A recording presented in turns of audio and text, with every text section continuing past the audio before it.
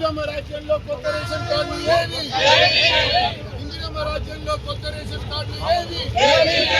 ఈ ఇందిరమ్మ రాజ్యంలో కొత్తగా ఒక్క రేషన్ కార్డు కూడా ఇవ్వని ప్రభుత్వం ఈ రేవంత్ రెడ్డి ప్రభుత్వం, ఈ కాంగ్రెస్ ప్రభుత్వం అని చెప్పని మేము పేర్కొంటా ఉన్నాం. ఈ రోజు పేదవాడికి ఏదన్నా సంక్షేమ పథకం కావాలన్నా, సంక్షేమ పథకం రావాలన్నా, అది భారత ప్రధాని నరేంద్ర మోడీ గారి ద్వారా పొందాలన్నా తెల్ల రేషన్ కార్డు అనేది కంపల్సరీ. అది పేదరికాన్ని సూచిస్తది.